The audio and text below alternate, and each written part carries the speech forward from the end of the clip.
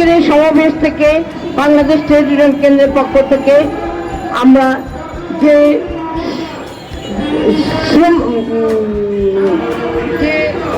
স্মারকলিপি প্রদান করব সেই স্মারকলিপি আমি পাঠ করছি।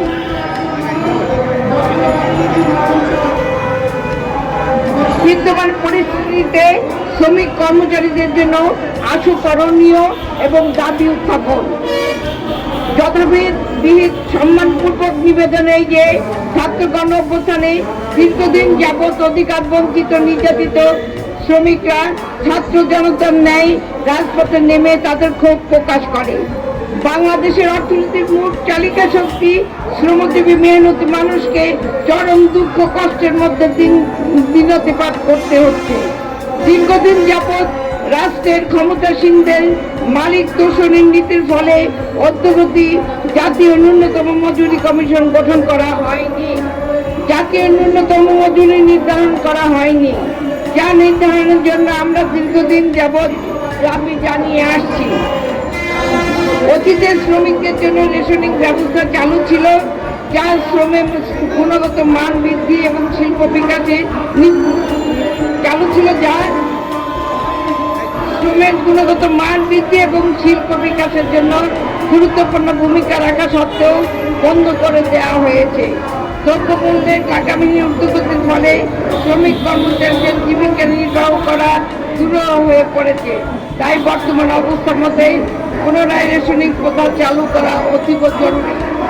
বিদ্যমান শ্রম আইন আইএলও কনভেনশনের সাথে সামঞ্জস্যপূর্ণ নয় বিধায় বিদ্যমান শ্রম আইন সংশোধন করে সুষ্ঠু শিল্প সম্পর্ক সুরক্ষা ও বৈষম্য নিরসনে উপযোগী করে শ্রম আইন প্রণয়ন ও কার্যকর করা প্রয়োজন। গত জুলাই আগস্ট মাসে অনুষ্ঠিত ছাত্র শ্রমিক জনতা গণ অভ্যুত্থানের আন্দোলনে নানা রকম ঘটনা প্রবাহের মধ্যে দিয়ে জানমালের ক্ষতির ফলে সবচেয়ে বেশি প্রাণহানি হয়েছে শ্রমজীবী মানুষের। নির্মাণ, পরিবহন, রিক্সা, সিএনজি, হকার সহ অপ্রাতিষ্ঠানিক খাতে অসংখ্য শ্রমিক কর্মহীন হয়ে পড়েছে। আন্দোলনকালীন সময় কাজ ও আয় করতে না পেরে অনেকে বেঁচে থাকার পথ রুদ্ধ হয়েছে। অর্থহারে অনাহারে মানবেতর জীবনযাপন করতে হচ্ছে, যার ফলশ্রুতিতে রাষ্ট্র ও সমাজে উৎপাদন ও অর্থনৈতিক কর্মকাণ্ড সহ বহুমাত্রিক সংকট সৃষ্টি হয়েছে। আউটসোর্সিং প্রথা চালু করে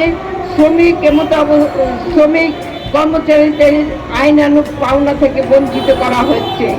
এমতো অবস্থায় আশু করণীয় হিসাবে নিম্নে বর্ণিত দাবিসমূহ উত্থাপন করছি। ১.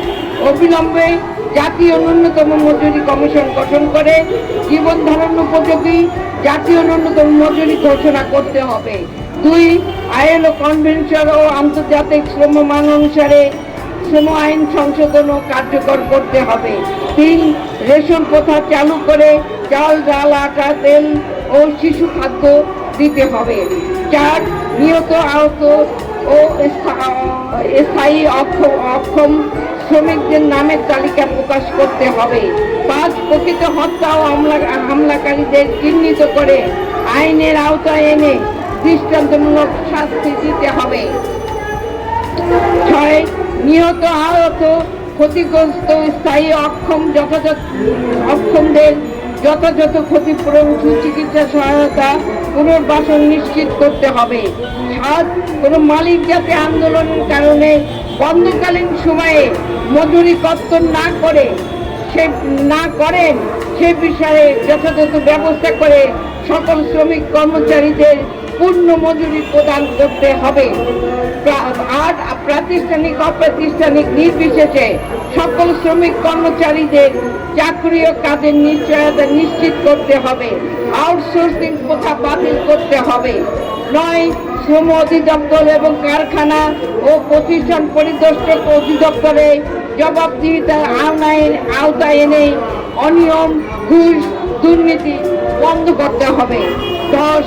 নারী পুরুষ নির্বিশেষে সমকাজে সমমজুরি নিশ্চিত করতে হবে। এটা ছিল আমাদের